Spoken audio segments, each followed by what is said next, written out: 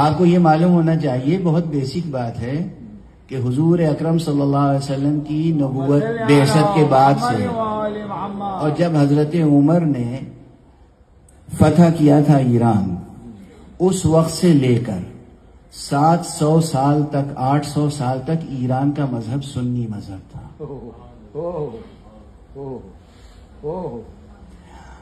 بخارا کہاں ہے مولانا؟ مدینے کے قریب کوئی شہر ہے؟ بخارا ایران کے شمال میں۔ الترمذ کہاں ہے؟ ایران میں۔ نسا کہاں ہے؟ نیشاپور کہاں ہے؟ سجستان کہاں ہے؟ حاکم کہاں کے تھے؟ امام مسلم کہاں کے تھے؟ امام بخاری ایران کے تھے، امام مسلم ایران کے تھے، امام ترمذی ایران کے تھے، امام نسائی ایران کے تھے۔ تو سنی مذہب ایران سے آیا ہے یا شیعہ مذہب ایران سے آیا ہے؟ ابو حنیفہ ایران کے تھے، ابن ماجہ ایران کے تھے۔ ان کے سامنے کہہ رہا ہوں مفتی صاحب، سنی مذہب ایران سے آیا ہے یا شیعہ مذہب ایران سے آیا ہے؟ کب تک یہ جھوٹ دہرائیں گے آپ کے ساتھ؟ ایران سے آیا ہے شیعہ مذہب۔ ایران تو سنی تھا 800 برس تک، عرب نے جا کے ایران کو شیعہ بنایا۔ علامہ ہلی ہلہ عراق کے تھے۔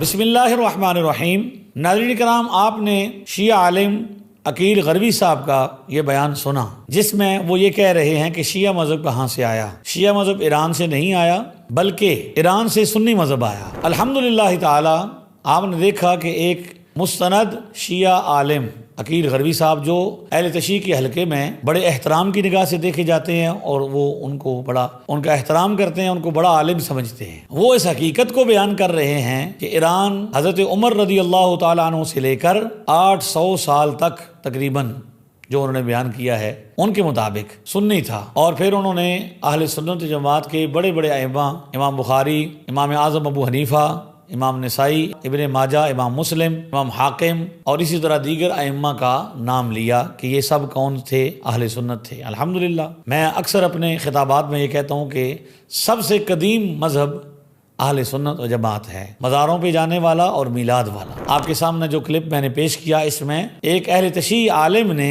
یہ تسلیم کیا کہ قدیم مذہب اہل سنت ہے۔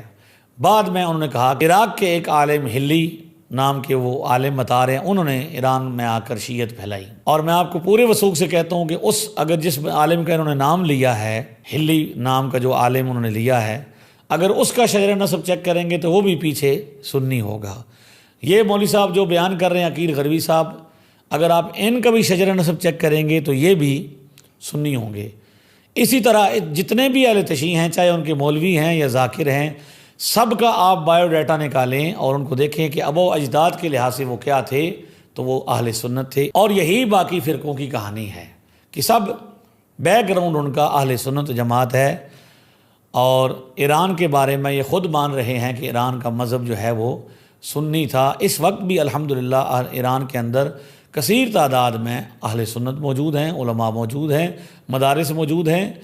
ہاں یہ ضرور ہے کہ حکومت اہل تشیع کی ہے، اور اگر کاؤنٹ کیا جائے تو اہل سنت جماعت کی تعداد الحمدللہ پوری دنیا کے اندر سب سے زیادہ ہے، سواد اعظم ہے، کیونکہ یہی اہل حق ہیں۔ تو آپ نے دیکھا کہ وہ اپنے منہ سے اس بات کو تسلیم کر رہے ہیں کہ شیعہ مذہب پہلے نہیں تھا۔ اب یہ سوال تو اب اس کا جواب خود وہ دیں، اہل تشیع دیں، اور ان سے پوچھیں کہ اگر آپ خود آپ کا عالم اپنی زبان سے خود مان رہا ہے کہ ایران سے شیعہ مذہب نہیں آیا بلکہ 800 سال تک تو وہ سنی تھا، تو یہ پھر کہاں سے آیا؟ یہ مذہب کہاں سے آیا جس کی کوئی بنیاد نہیں ہے؟ باقی تاریخ میں گروہ کو شیعہ کہتے تھے، تو صحابہ کرام میں شیعان علی یا شیعان معاویہ کا ایک نام موجود ہے، تو وہ گروہ کے لحاظ سے ہے، مذہب کے لحاظ سے وہ شیعہ نہیں تھے۔ تاریخ اسلام میں جس کو بھی قدیم لوگوں میں سے اگر کسی کو شیعہ کہا گیا، شیعان علی کہا گیا یا شیعان معاویہ کہا گیا، تو وہ لفظ گروہ کے معنی میں ہے، مذہب کے معنی میں نہیں ہے۔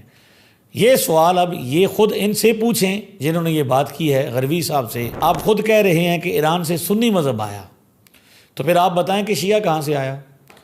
ہمارے جاننے والوں میں جتنے لوگ شیعہ ہوئے یا اس وقت جو شیعہ ہیں، ہم ان کے ابا و اجداد کو جانتے ہیں، ان کے نسب کو جانتے ہیں، وہ لوگ سب کے سب نسب کے لحاظ سے اہل سنت ہیں۔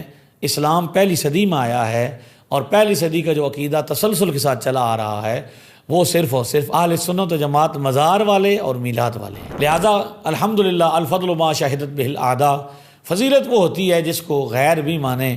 اور آپ نے دیکھا کہ یہ اہل تشیع عالم اپنے منہ سے یہ بتا رہے ہیں کہ سب پہلے سنی تھے، ایران بھی اکثریت پہلے سنی تھی، اور عراق میں ایک بندہ جو ہے وہ آیا اور اس نے آ کے یہاں پہ شیعت کا پرچار کیا۔ اور آج بھی ان کا یہی طریقہ کار ہے کہ بھولے بھالے لوگوں کو اہل بیت کی محبت کی وجہ سے ورغلاتے ہیں۔ کسی کو کہتے ہیں کہ تو منت مانگ، اپنے گھر پہ علم لگا دے، تیری منت پوری ہو جائے گی۔ اس طرح منت جھانسا دے کر، چونکہ اب بندے جو ہیں مسلمان سنی جو ہوتے ہیں وہ تمام نسبتوں کا احترام تو کرتے ہیں، تو حضرت عباس کا نام لے کر وہ علم لگوا دیتے ہیں۔ اسی طرح کسی کو کہتے ہیں کہ تو جو وہ ہماری مجلس ہے اس میں آئے گا تو تیری منت پوری ہو جائے گی۔ اس طرح ایموشنل بلیک میل کر کر کے یہ کچھ بندوں کو اپنے ساتھ لے گئے ہیں، لیکن الحمدللہ اکثریت اہل سنت جماعت کی قائم ہے اور قائم رہے گی، اور یہی قدیم و کثیر مسلمان ہیں، اور یہی ایک حل ہے کہ اگر مسلمانوں میں وحدت چاہیے تو مسلمانوں کو پرانے عقیدے پر لے آئیں، مسلمان ایک عقیدے پر آ جائیں جو پرانا عقیدہ ہے، جو پہلی صدی کا عقیدہ ہے، جس عقیدے کے اندر بے ادبی نہیں ہے، جس عقیدے کے اندر بدتمیزی نہیں ہے، جس عقیدے کے اندر بد تہذیبی نہیں ہے۔ الحمدللہ نبی کریم علیہ الصلوۃ والسلام کی ہر نسبتوں کا احترام کرتے ہیں۔ کوئی فرقہ آپ کو اللہ تعالیٰ کی بارگاہ میں بے ادبی کرتا نظر آئے گا، کوئی فرقہ آپ کو حضور کی بارگاہ کا بے ادب نظر آئے گا، کوئی فرقہ آپ دیکھیں کہ وہ صحابہ کرام کا بے ادب ہے، کسی فرقے کو آپ دیکھیں کہ وہ اہل بیت اطہار کا بے ادب ہے، کسی کو دیکھیں گے کہ وہ اولیاء کرام کا بے ادب ہے، لیکن آپ اہل سنت کو دیکھیں گے کہ وہ حضور کی تمام نسبتوں کا احترام کرتے ہیں، جتنے بھی مقدسات ہیں اسلام کے سب کی تعظیم کرتے ہیں۔ لہٰذا اہل سنت و جماعت قدیم مذہب ہے، اور یہ جو میں ہمیشہ کہتا ہوں کہ پہلی صدی کا اسلام اہل سنت کا ہے۔ آپ سب کا ریکارڈ چیک کر لیں، چھوٹے مرزا صاحب کا بھی ذکر کر لیتے ہیں۔